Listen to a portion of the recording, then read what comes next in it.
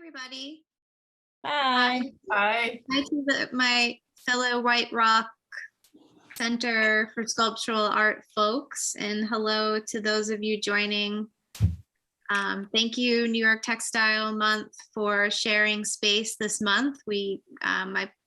Ragnar just said this is the last event of the month, so we're celebrating a very fun, active New York Textile Month with the conclusion of our sharing of White Rock Center for Sculptural Arts.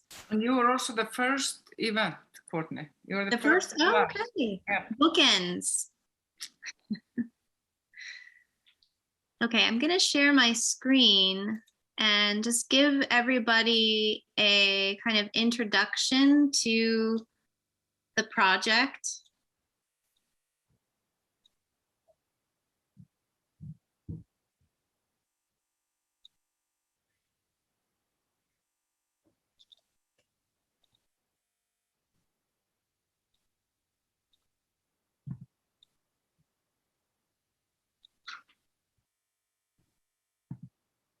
So I'll introduce myself. I'm Courtney Puckett, one of the co-founders of White Rock Center for Sculptural Arts. And here also in the panel is Colin O'Con, my husband, who's the co-founder of the project.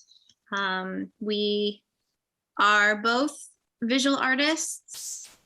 Colin is also a musician. So I thought I would start with a little bit of our history. We both lived in Brooklyn for 15 years before moving to South Dutchess County in 2016.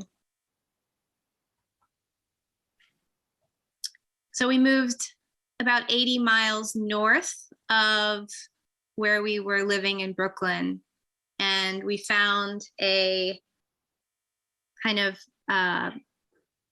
derelict house in need of a lot of repair, but it was at the end of a quiet road on 3 acres, has a large garage that we've turned into studio space, and also a large flat, kind of a rare piece of flat land, because it's very sort of rocky around where we live, as a backyard.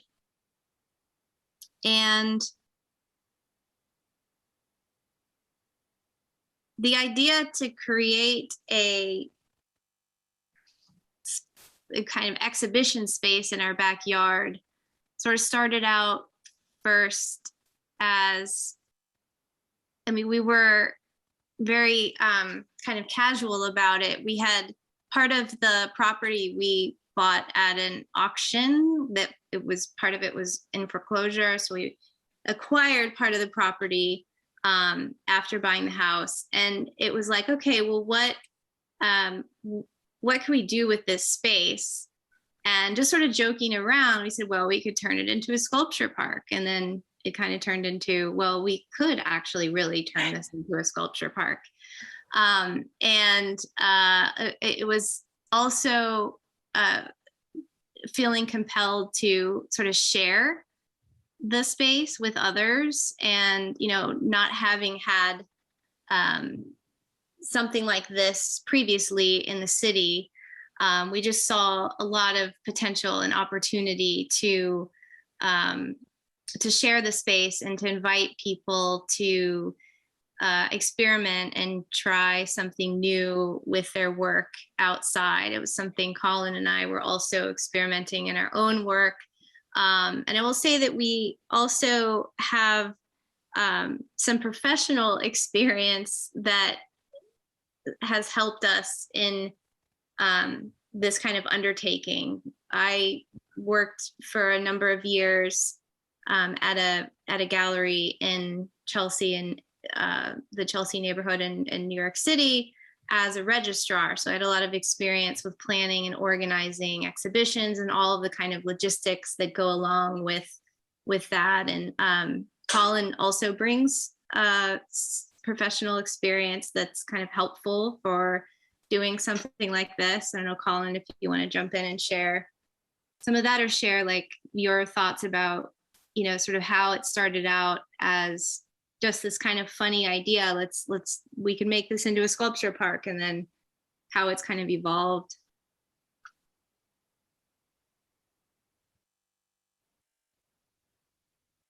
It started out very casual, but I feel like even from the beginning, I would look at this backyard, this flat plain, and think, you know, I can see sculptures out here, and it's kind of a perfect space. And then also knowing that we both could logistically pull off something like this, that we wouldn't have to hire other people, that I could jump in and art handle and do whatever we need to do, that we could probably pull it off. So, and it's been successful. So it's been a great opportunity, and then an opportunity to give people an opportunity to try something else, something different, maybe not as much pressure, but also outdoors, which I know I hadn't done, Courtney hadn't done, and most of the people who we've invited to the shows haven't done an outdoor piece. So it's an opportunity to try something else, to experiment a little bit, to be open, and then to share the space as well. So it's been really a beautiful thing to have. So.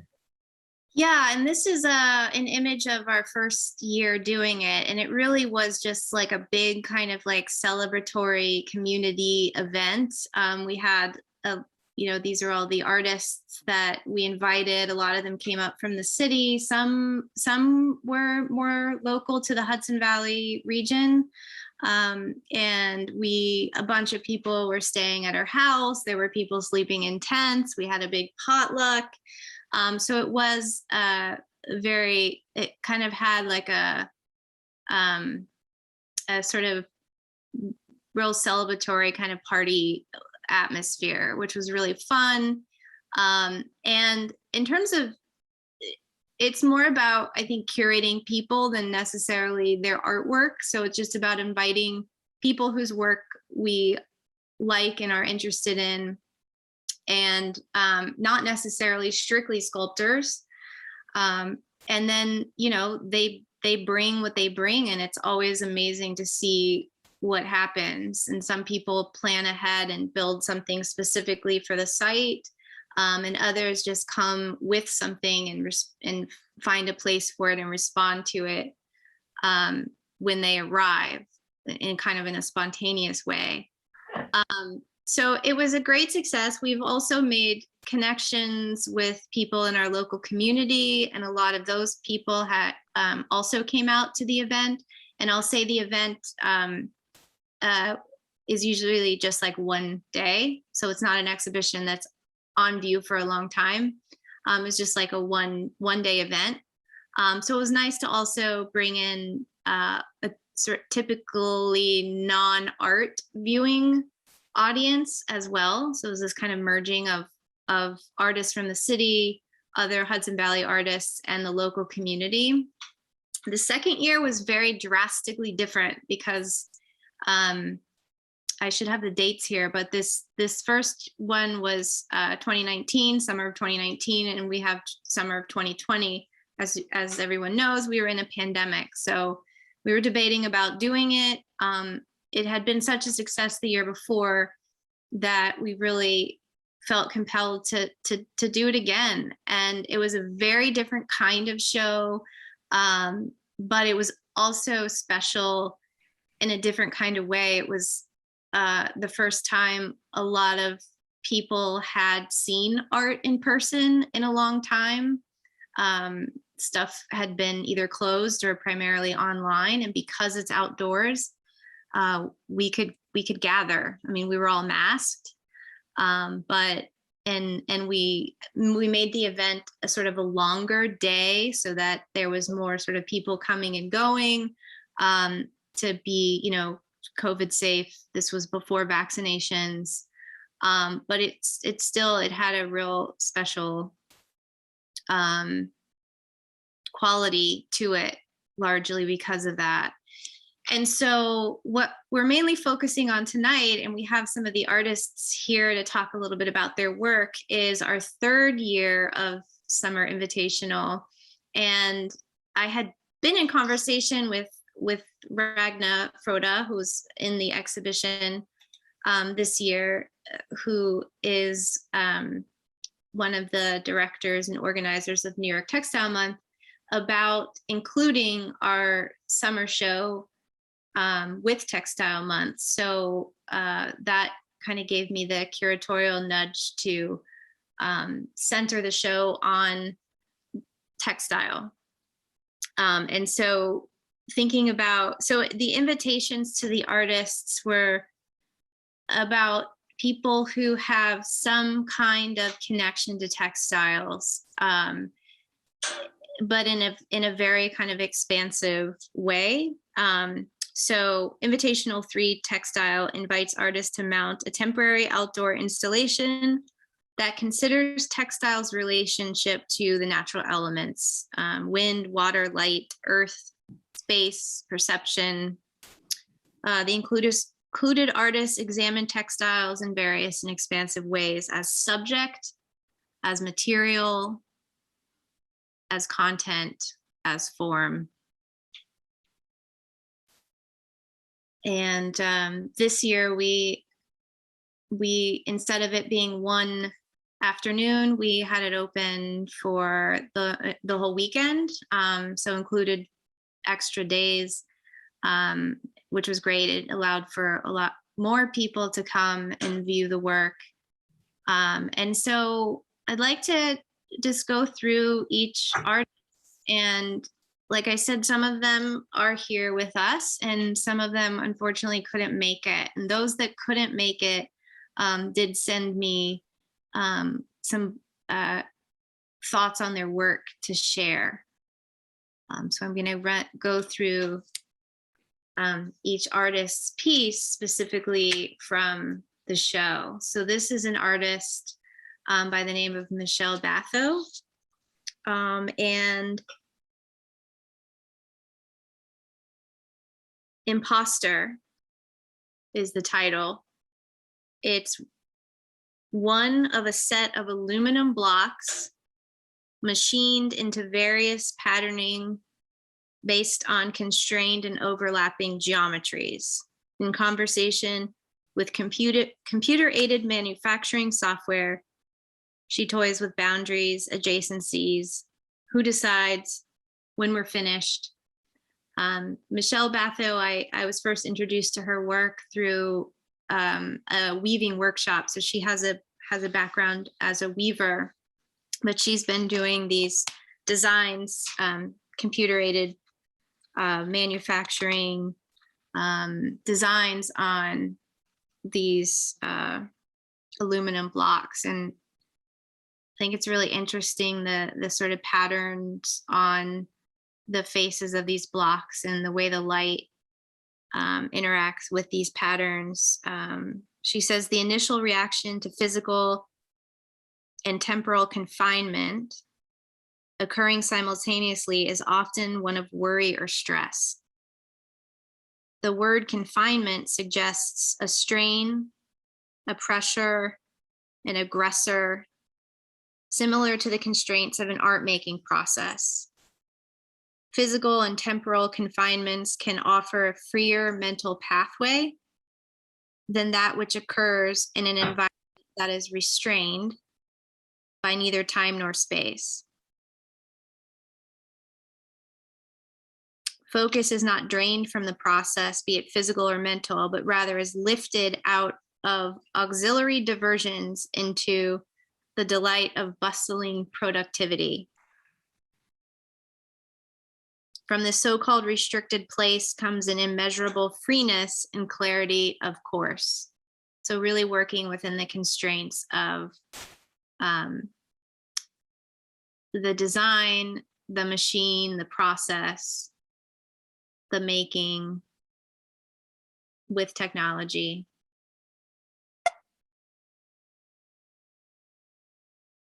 And here we have Natalie Baxter, who's with us. Hi. Hi. Hey.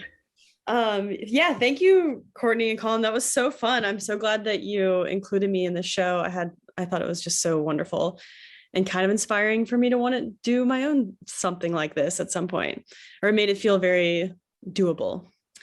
And it was beautiful and wonderful, and I met amazing people. It was so great. I thought it was just such a wonderful event. So thank you for doing that. My name is Natalie Baxter, and I am an artist. I primarily do work with fabric, and I create a lot of soft sculpture stuff like this piece that you see here. And I utilize a lot of quilting and sewing techniques that I was taught by my maternal grandmother. So sort of has this like, everything has this sort of lineage back to her, or to like women before me in this way, this like family heritage thing.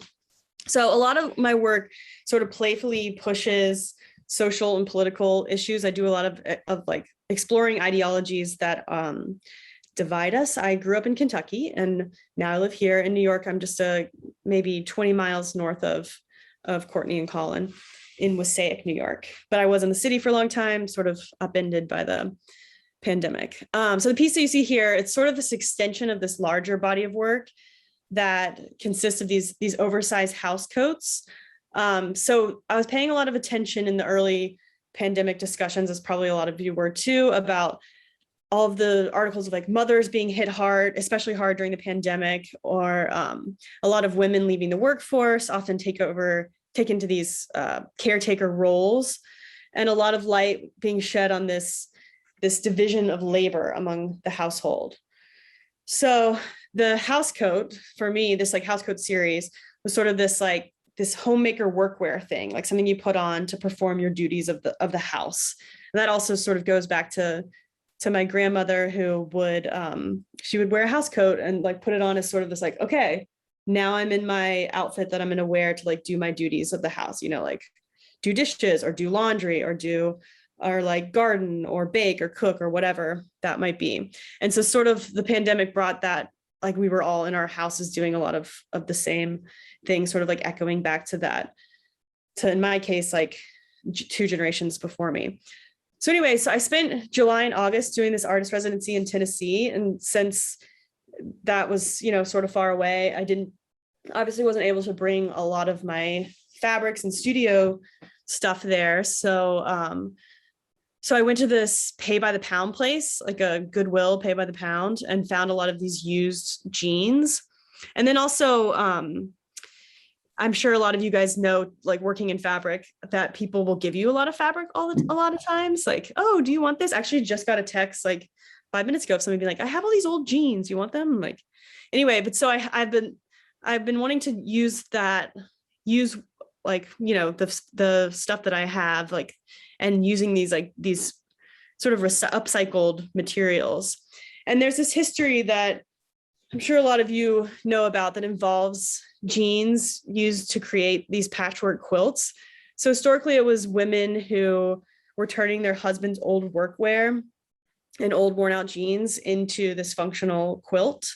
So sometimes out of necessity of like using all pieces of, you know, of like nothing going to waste. And my grandmother used to make a lot of those too. There's like jean quilts. I think they're sort of had a moment. So anyway, I created this giant oversized house coat out of these jeans. And so I see this piece, this laundry basket piece, as an extension of that, where it's this functional tool of the home, this laundry basket, but it's oversized, it's unfunctional, it's heavy, it's weighted, it's sort of like echoing these historical references of these quilts made from old work pants and sort of this like invisible labor of a homemaker. Yeah, it was really fun to make. I like had a hard time being like, what should I make for this show? I don't really know. But then it's sort of like came to me, and then I had a lot of fun putting it together. Yeah, thank you, Natalie. When we first talked about your inclusion in the show, I remember you mentioned something about a croquet set. Yeah. Yeah, so I think that like I really thought about that for a long time. I was like, it'd be cool to make some kind of net. And I think that sort of like led me to doing this weaving of this basket, but in my mind it like sort of made sense, more sense in like the path of my work. Did you title this piece? I think I was like roughly calling it like jean basket. It's great. Thank you so much. Thank you.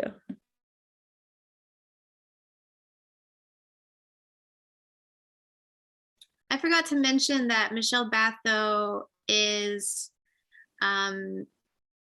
she's in Newburgh. Her studio, I believe, is in Brooklyn, but I mean, Beacon, but she lives in Newburgh, New York. So also in the Hudson Valley. And Damien Davis could not be here. So I'll just say a few things just about his work.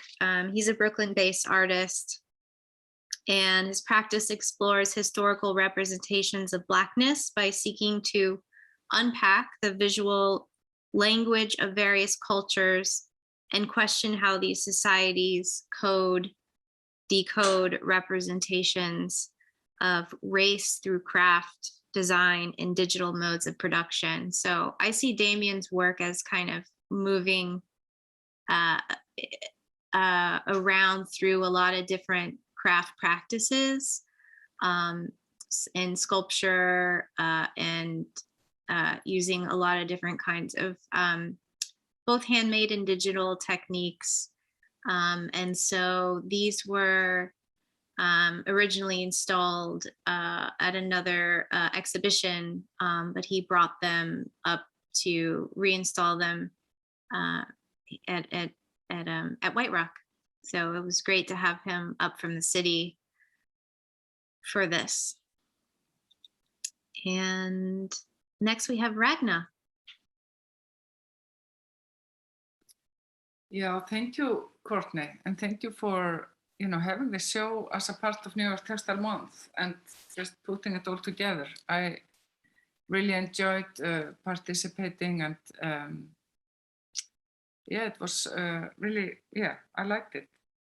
This is a work I call Sunflower Caravan, and it is, I've been using circles in my work for many, many years, and I have a background in fashion and textile design, so for many years I was working as a fashion designer in Iceland. I'm from Iceland, but about maybe, I don't know, 10 years ago, I started to move a little bit more into making art, and also my fashion. At the time when I was working as a fashion designer, a lot of people called my clothes like artist. They were very like art clothes, like one of a kind.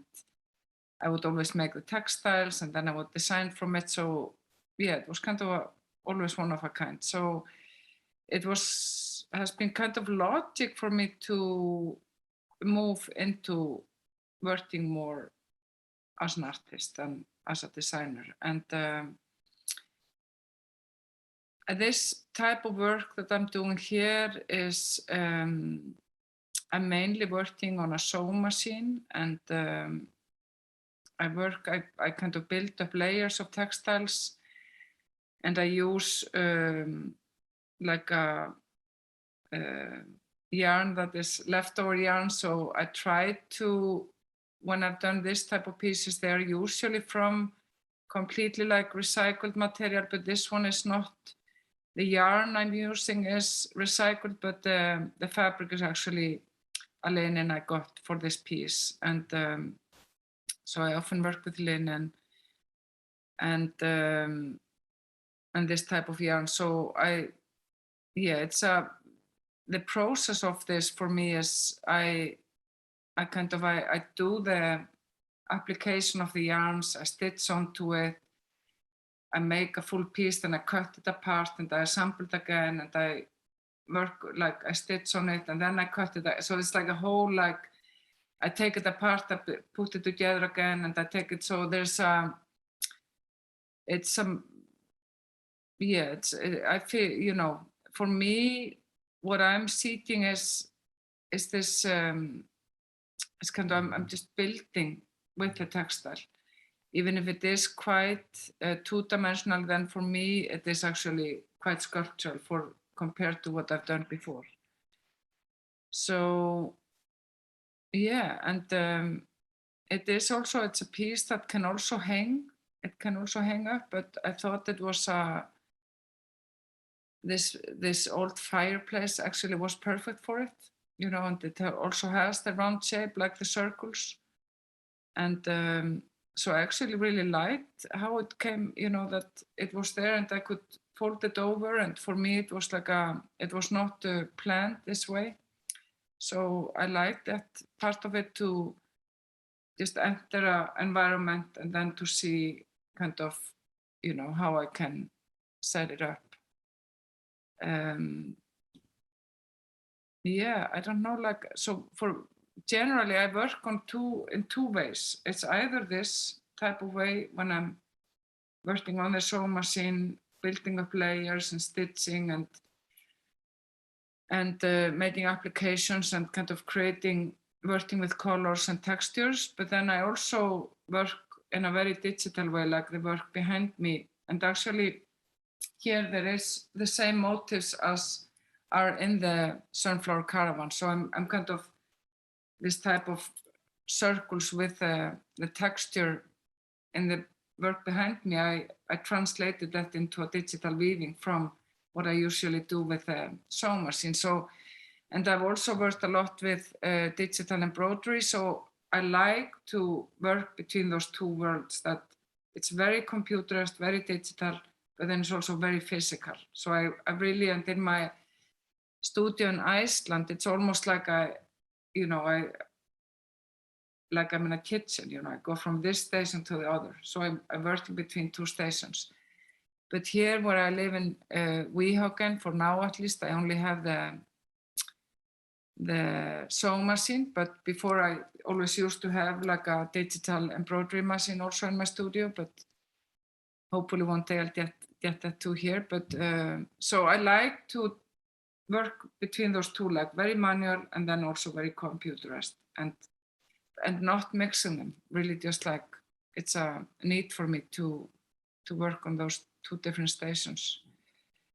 So yeah, and I mean, I know you, Courtney, from, you know, I did your workshop in Haystack a few years ago, and that was, for me, it was also kind of where I'm starting to explore what it means to do sculptures from textiles, from trying to go from the 2D into more 3D. And so that's only a few years I've been exploring that part. So, and I really enjoy it, you know. But it's a very different process to what I'm used to from before, and but it has been a few years I'm working in this kind of way, and I really enjoy that.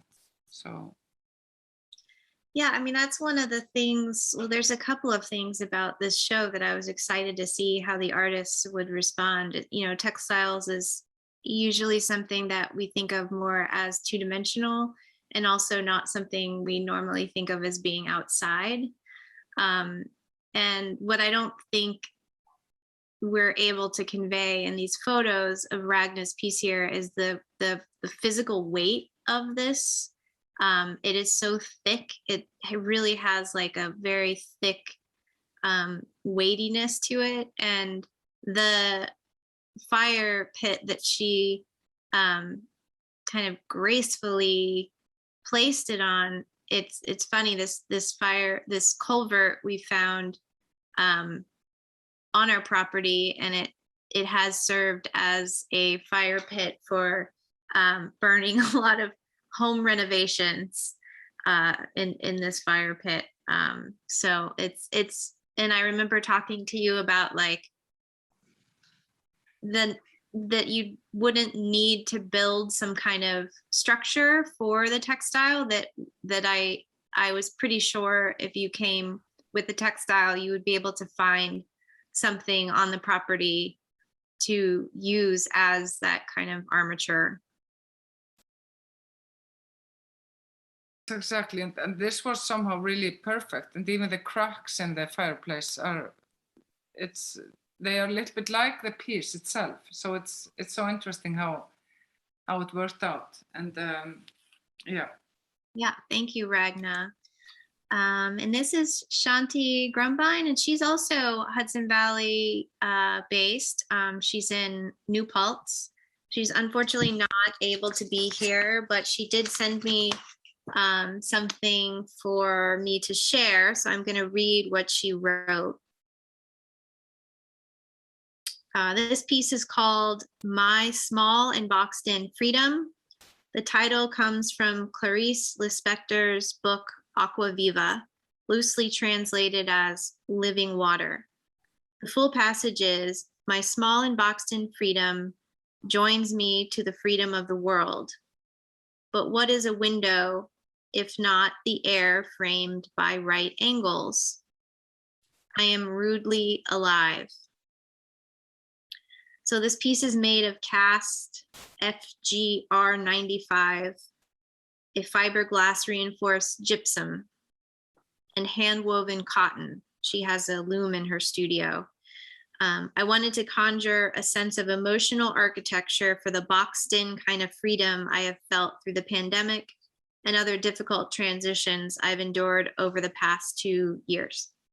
The studio and this new medium of weaving, this was my first experience weaving on a floor loom, has been a small freedom for me. I wanted to honor my small and boxed in freedoms and invite others to celebrate theirs as well, as a way of connecting and communing in a time of adversity. The central panel has freedom embedded in its patterning,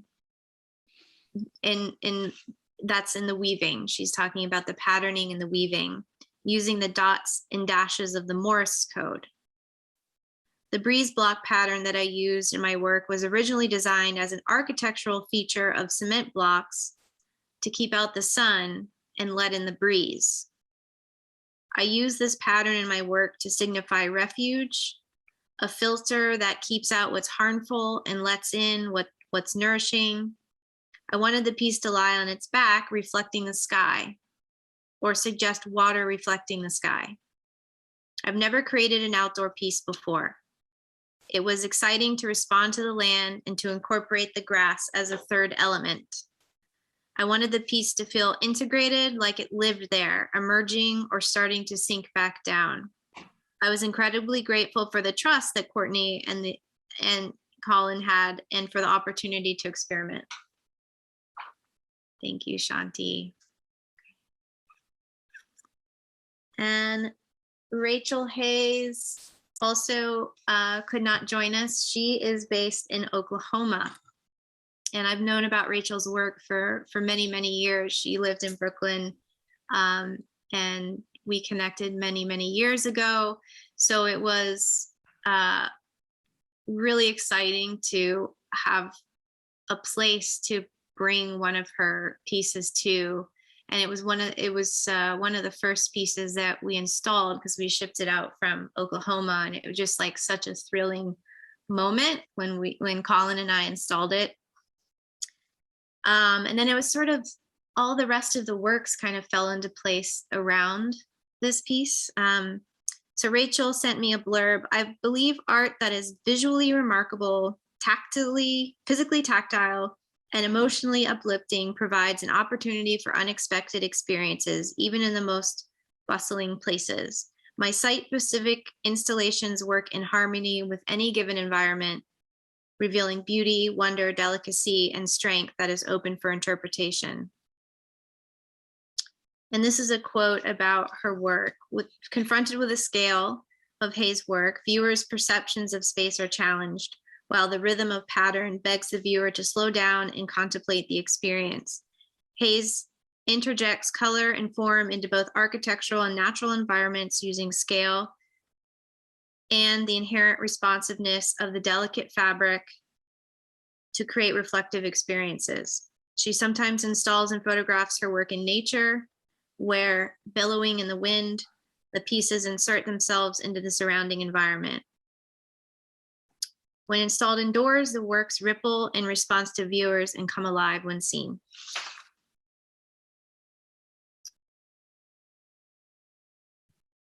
Oh.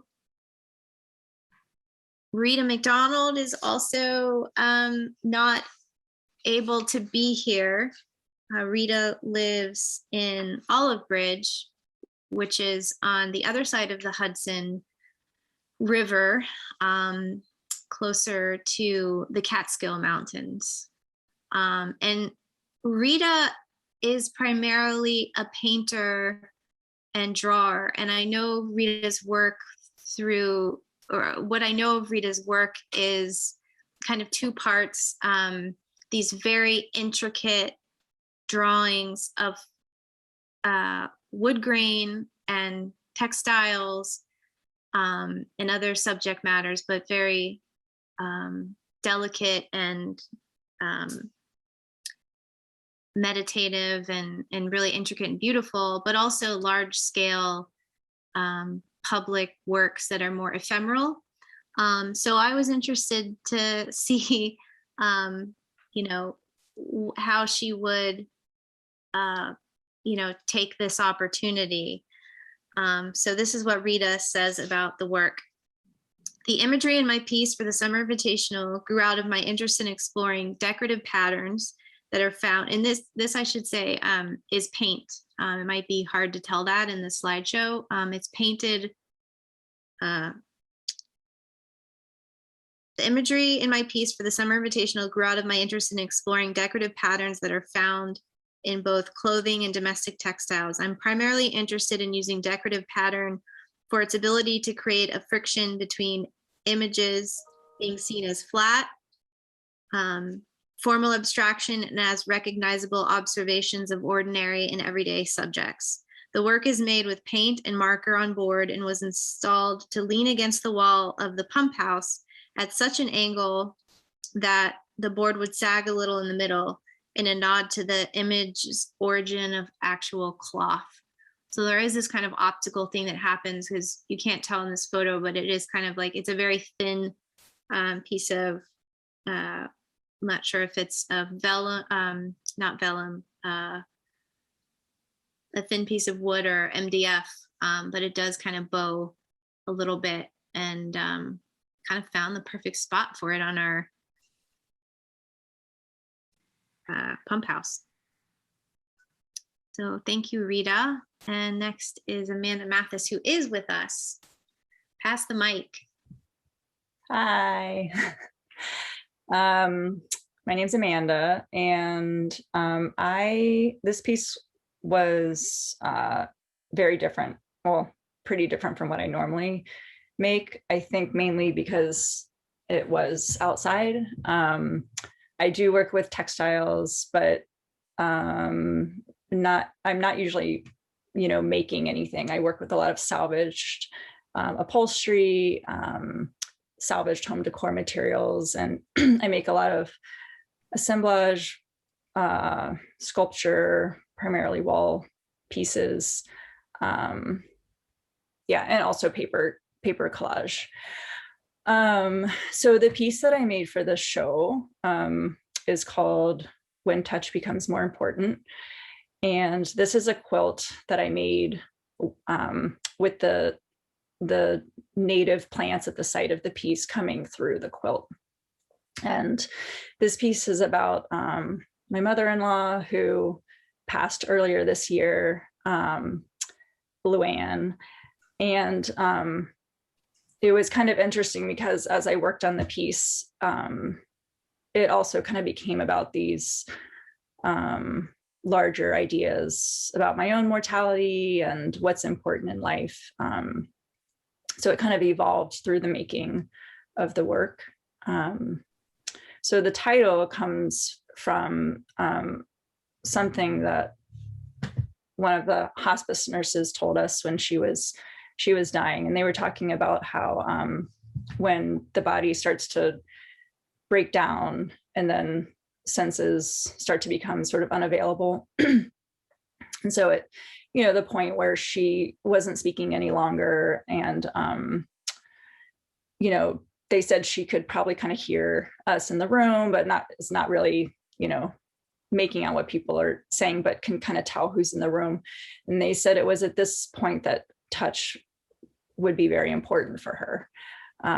So I thought that was a really beautiful idea. And I think, I mean, it references the process of dying, but also I think it sort of spoke to the importance of human connection through touch. So I really liked that, and I wanted to use it for the title. So I guess the thing that I really liked about this piece, which I sort of mentioned, was how the sort of ideas evolved as I was making it. You know, it gave me a chance to, so I started working on this right after I'd come back from spending 2 months in Alaska with Luann before she died, and then spending time with the family afterwards. So so the making the quilt really gave me a chance to think about her and her life and my time with her. And it also, you know, gave me a chance to think about my own mortality and what I want out of the rest of my life, and what's important and what's not. And, you know, all the things that I think, thoughts that people sort of cycle through when somebody passes, and, you know, you sort of examine their life, but also your own. But the really nice thing, I think, was because this process of quilting is so like meditative. So it really gave me this like time and space to, you know, think through everything. And I think in the end, the piece sort of, all of these thoughts became sort of embedded in the work for me. So, and I guess just on like a little formal note, the yellow fabric in the quilt references the shirt that Luann passed in. And then all of the other fabrics were sort of based off of that. I wanted to use a lot of florals. Luann was a big gardener and also quilter. So I wanted to make something that was sort of in the aesthetic of, you know, what she would make. But this was pretty experimental for me. I'd never made a quilt. And, you know, as I was working on it, I kept thinking like, man, I really want to ask Luann how to do this thing, or what do I do here? So it was pretty special. Still kind of thinking about like this, you know, the spot that it was placed in, and whether it was working, and what it would maybe be like in a different spot. And so I'm still thinking about all of that, but overall it was a really great piece for me to make. And I don't think I ever would have made it if I didn't have the invitation. So, yeah. Thank you, Amanda.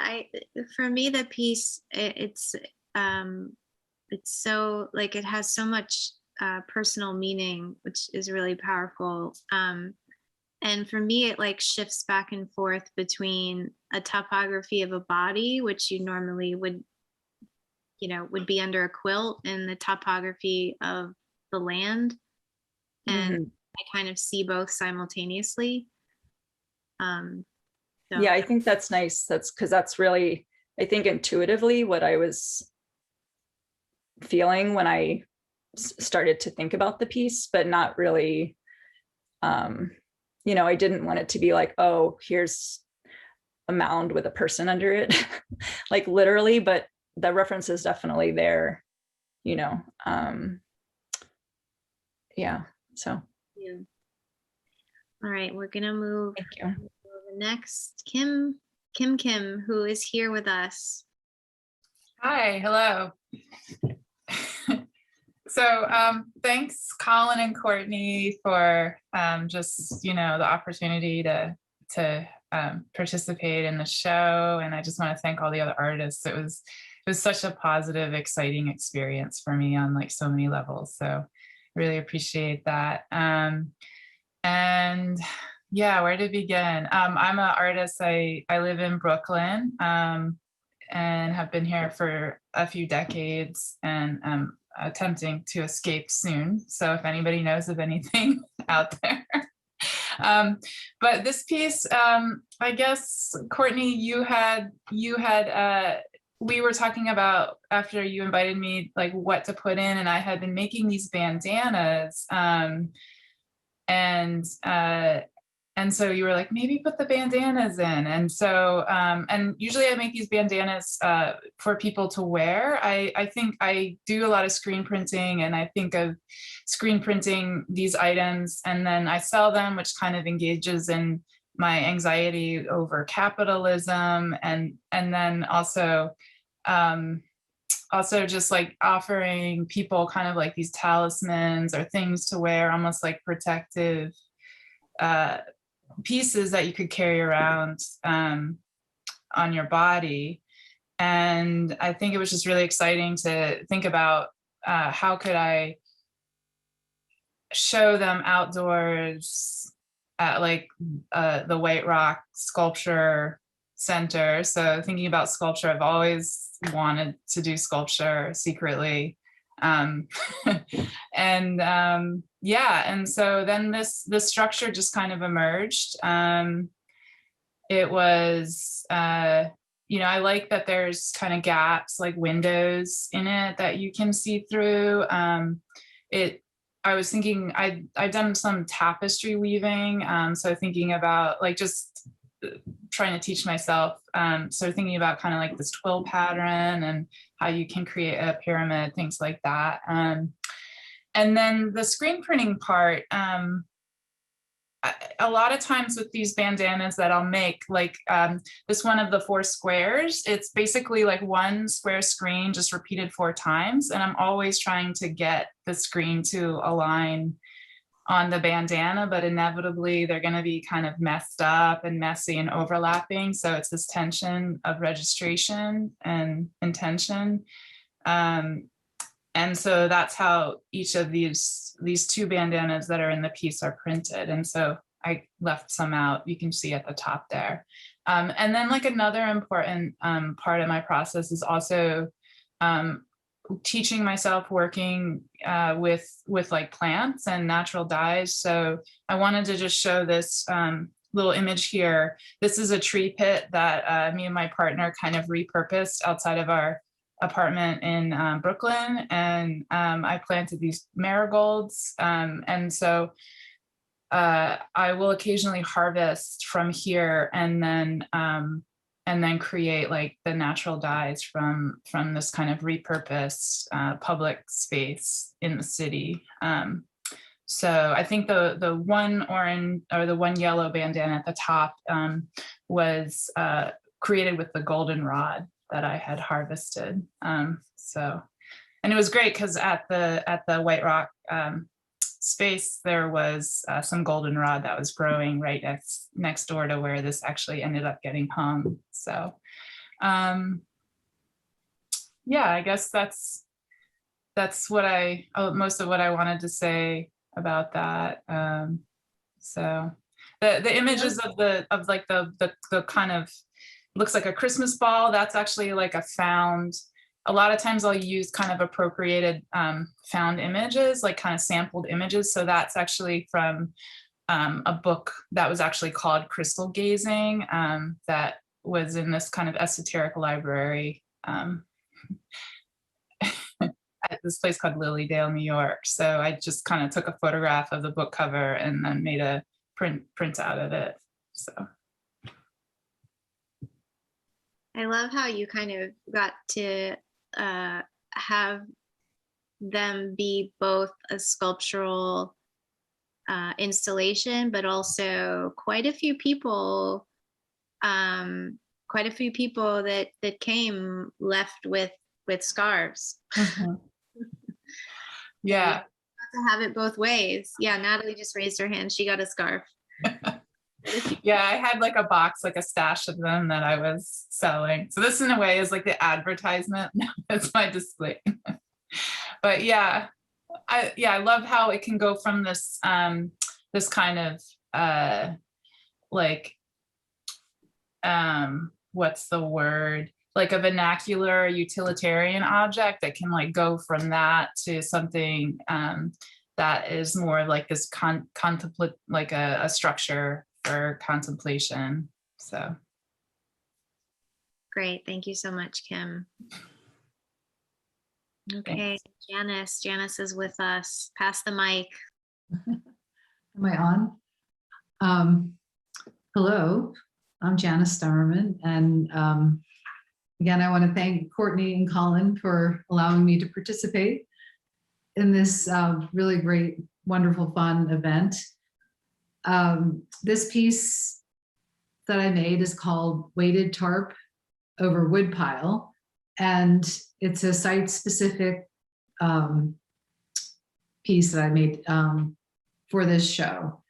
And basically, thinking about what I would do, I didn't know I would use something that I already had or whatever, and I decided to visit I met Courtney, and I was just looking around, and the wood pile was there, and what I was thinking is that basically it mirrored the wood pile I have outside my studio, which is about the same size, and you know, I know that Courtney and Colin had created this wood pile, you know, by like culling the wood off, you know, trees off their property, and splitting and stacking it, as well as I was doing the same thing on my property that I recently purchased with my husband in 2019. I've been based in Brooklyn for over 30 years, and with the pandemic, we came up full-time to the property, which is in Northwest Connecticut. And a lot of trees had come down, and a lot of work had been done on the property. So a lot of our activity was centered around gathering and cutting wood, and therefore had kind of entered into my studio practice. As I was making work, you know, the wood found itself into my studio. So I decided to sort of create a continuation of a piece I had done a few years ago, which was a warp weighted loom that I made from fallen trees off of the property of a family house in New Hampshire, and created a structure for the loom, and brought it back to my studio in Brooklyn, and actually made weavings off of the loom. But the key piece to the warp weighted loom are the weights. And what I made for the weights were a series of small vessels that were tied at the bottom and used, you know, to rack the warp in the weaving process. So for me, what was interesting is that this was really a really great trilogy of different practices I was involved in. One was ceramics, textiles, and sculpture. And through that process, I probably made 4 or 5 different weavings, but I realized I was not a weaver. It wasn't a practice I wanted to continue, but I love the structure and the elements of it, and have been thinking about a way to sort of bring those elements back together again. And I found this piece in this project as an opportunity to do that. And the other thing is I'm a printmaker. I have a very large press in my studio in Brooklyn. I'm a collaborative printmaker. I work with other artists as well. But I decided to print this canvas with pieces of the firewood from my wood pile, which I put through a plane and created a 1-inch thick block. So the motif is about 8 different planed pieces of firewood that I printed directly onto one continuous panel. And then the vessels are clay, functional clay vessels that are constructed out of slabs. And in order to get the shape in the slab, I would make the slab, and when it was wet, I would slump it over other logs around the property to, you know, so they would get leather hard, and then I would then put 2 of those slabs together to create the final form. And then the patterning, which is really important to me, I decided, because in January, I decided, well, this year I'm going to focus on patterns that are weaving construction. So I've like gone through and I've like took graphs of like different kinds of things. Like there's like the basic, which is the checkerboard, and there's like crepe and twill and whatever. So this pattern, which is basically the long rib graph, and that's what was printed on the canvas. And then I decided to use the same patterning in different variations on the clay vessels.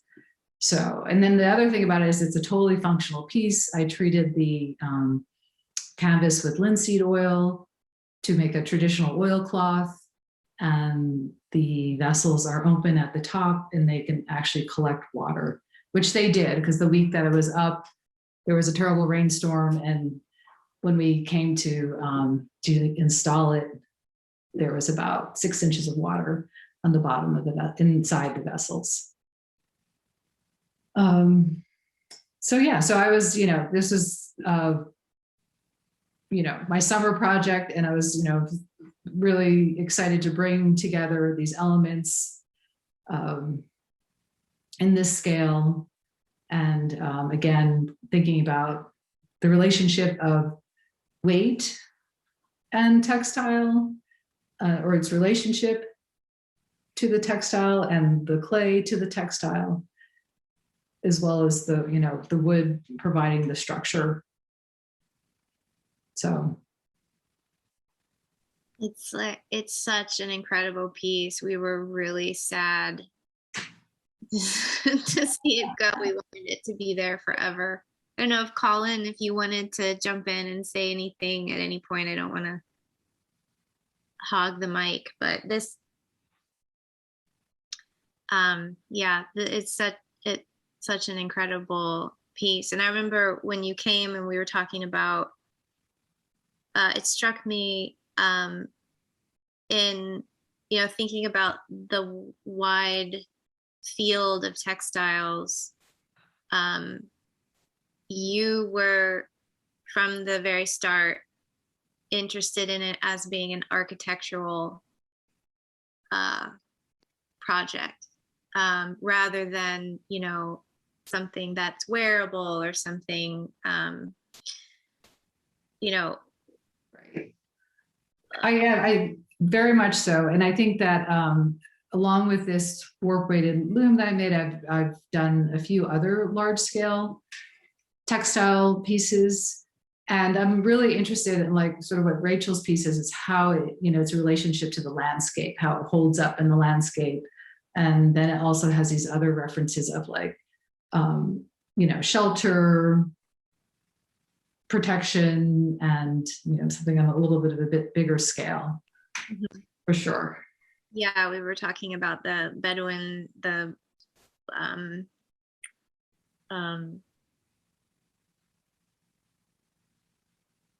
moving architectural, right, just nomadic, it can be, I was thinking of, yeah, right. I mean, this is very specific to this piece, but you can also imagine it can go, it can be reconfigured as well if necessary, for sure. And I'm very interested in function, and that's I don't know why, but that's just me. But it's like bringing all these elements together to make a very sort of compelling, somewhat emotional piece that you kind of feel like when you look at it. There's a dynamic component to it, and the weights play a part of that as well. So, yeah. Thank you so much, Thank Janet. you. We have, I think it's 2 more artists, and they are not with us, but I'm going to read, they're not with us tonight. I'm going to read just a little bit and tell you a little bit about their work. This is Sarah Cameron Sunde, who's also, she's a part-time in Manhattan and part-time in Kerhonkson, which is on the other side of the Hudson River, so also in the Hudson Valley. And this is part of a project in my notes. Here it is.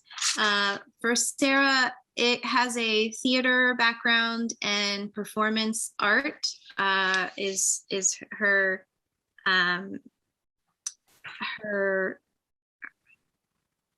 practice. So this dress is part of one of her performances. It's called 36.5, a durational performance with the sea, which she began in 2013. It's a series of 9 site-specific performances and video artworks that take place in bodies of water around the world. New York-based artist Sarah Cameron Sundi stands in a tidal area for a full cycle, usually 12 to 13 hours, as water engulfs her body and then reveals it again. The public is invited to participate by joining Sarah in the water and by marking the passing hours from the shore. The local community is involved in all aspects of creating the work.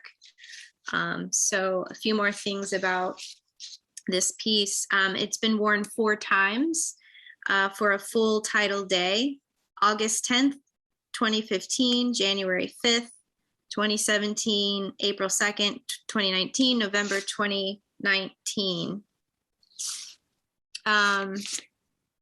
In the North Sea, in the Netherlands, the Bay of Bengal in Bangladesh, and the Bay of All Saints in Brazil. I think it's pronounced Bodo Inlet in Kenya. This red dress has never been cleaned, only washed by salt water. Imagining all the tiny bacteria merging together. The dress will be worn 2 more times. So it has a past and it's going to have a future. So March 2022, and I'm not sure that I can pronounce it, but it's somewhere in New Zealand. So in March 2022, and then those of us local in New York, stay tuned. September 2022, she's going to do another one of these durational performances with the sea in the New York estuary. And then that's actually going to conclude this project. So it was really great, really awesome that she felt comfortable letting us show this dress. And she also included some documentation of the performance to provide context for the dress. And then this is our last artwork, and this is Rachel Micah Weiss, who is also in New Paltz, New York. So this is part of a series that she calls Folds.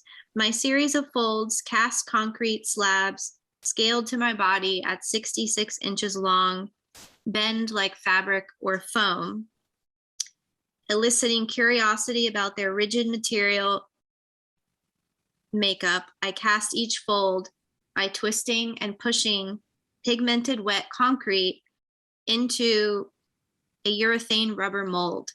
Using padding and ratchet straps, I push the sculpture into its final form before the concrete completely cures.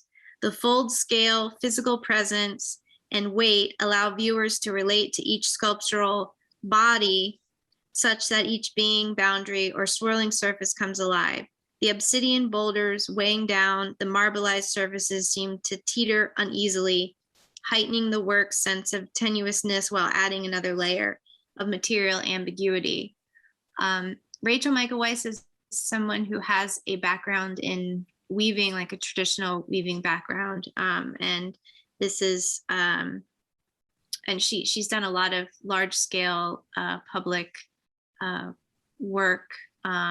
And so I was, very curious to see what she would want to include in the show. And what's interesting that happened, and like I said earlier, it's curating people, not necessarily their artwork, but seeing this fold in relation to Janice's piece, that which you can see behind it, in relation to Ragna's piece that is draped over the fire culvert, in relation to Amanda's piece that's quilt that's out in the grass. So it's always really super interesting to see when these connections are kind of made through the work. So that concludes our presentation of Summer Invitational III Textiles. Thank you to the artists again for bringing your incredible work. And thank you for hosting us New York Textile Month. Bye, everyone. Thank you. Thank you. Bye. And thank you, Colin, both of you. Great. And all the artists.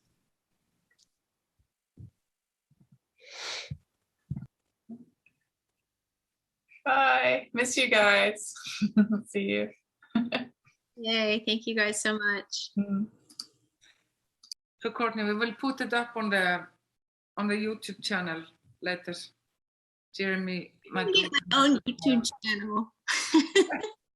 the Textile Month YouTube channel. I know. There's a lot of me on that YouTube channel. Yeah, but it is a great, what happens is that becomes a great archive. I love it. Good. Yeah, and the same with the World Hope Forum. You know, it's like a, yeah, it's good. Yeah. Well, thank This you. is great. So you did the first and the last event on Textile Month this year. Well, thank you for, you know, inspiring us to do something. Yeah, I'm glad. I'm very happy that you decided to do something. It was a great show. Thank you. And then I'll have to I have to come and pick up my piece at your place. Mm-hmm. Mm-hmm. It's Yep. safe. Car. When I get the car, yeah. It's all in work in progress. But good seeing both of you. And thank you, Courtney. I'll let you know when it's up on, let me see, there are some comments. I didn't. Yeah, okay. Yeah, someone is asking, yeah, Oksana Danziger, see, we had an event. Are you planning to have a textile show next year? She's actually still online. Oh, no. No. No. But maybe someone else, Oksana, will have a textile show next year. It'll be a different theme next year. Yeah, exciting. Mm-hmm. We'll probably have it at a different time too. We'll probably have it more in the middle of the summer. I think September, I mean, it all worked out great, but September is really intense. I'm a teacher and it's a really hectic time, the start of the semester. And so I think a better timing would maybe be more in the summer, deep in the summer. Yeah. And Oksana says, thank you for a great presentation. Thank you for joining.